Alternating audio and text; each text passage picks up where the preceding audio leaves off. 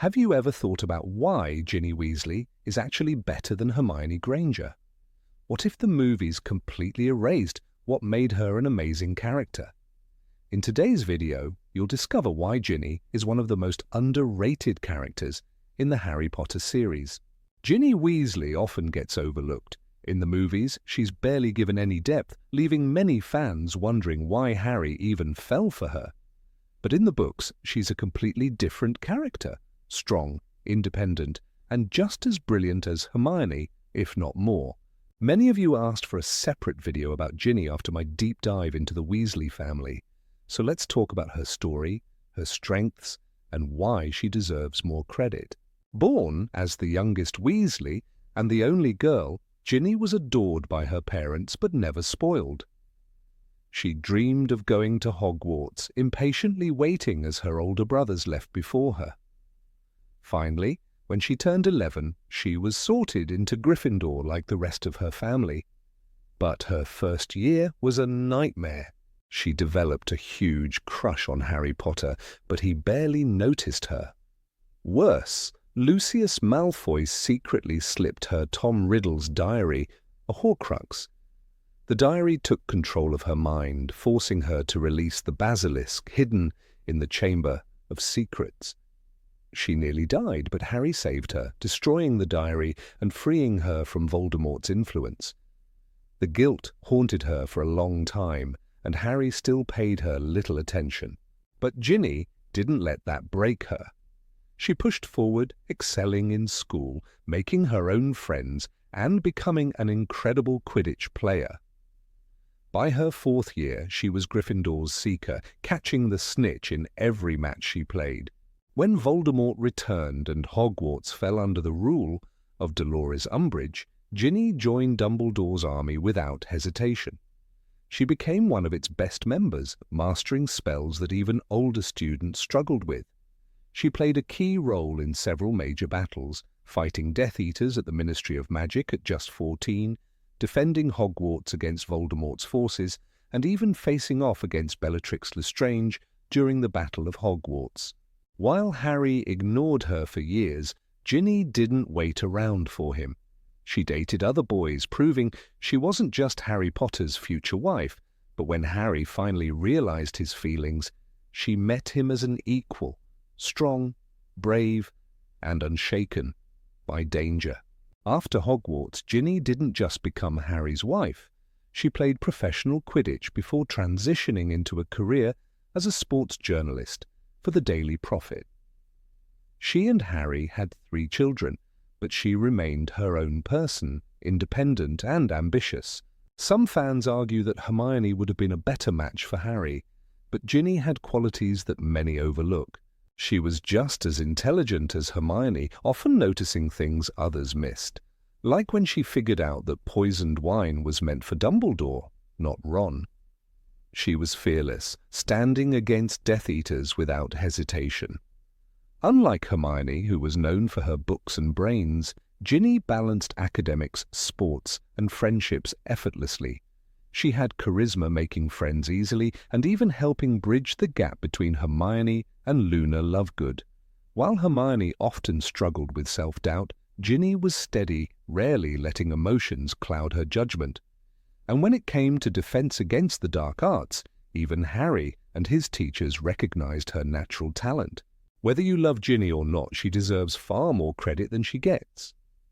Her marriage to Harry wasn't just a random decision, it made perfect sense.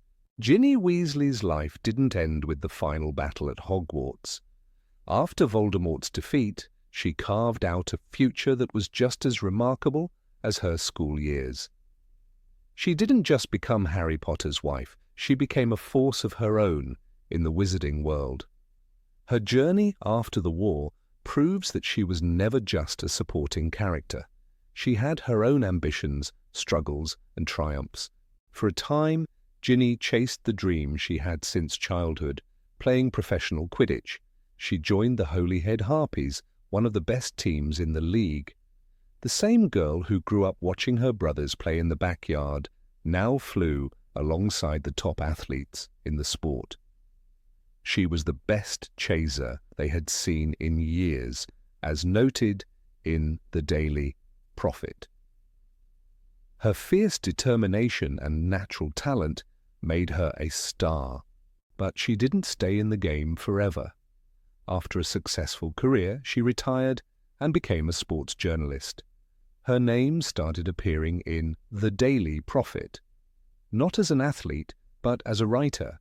She covered Quidditch matches with sharp analysis and deep knowledge of the sport. Unlike Rita Skeeter, who thrived on gossip, Ginny's articles had integrity. She told the truth, praised skill, and called out dirty tactics when necessary. Fans of the sport respected her, and players knew she wouldn't hold back. Meanwhile, she and Harry built a family. They had 3 children, James Sirius, Albus Severus, and Lily Luna. Each name carried meaning, honoring those they had lost. Ginny wasn't just a mother, she was a guide. When Albus struggled with his identity and his place in the family, she was the one who reassured him. "You're named after 2 men who were great in different ways," she reminded him. "And you'll find your own way too." Her relationship with Harry remained strong, built on mutual respect and deep understanding. She never let herself fade into the background. She challenged him when needed, supported him when he faltered, and stood by him as an equal.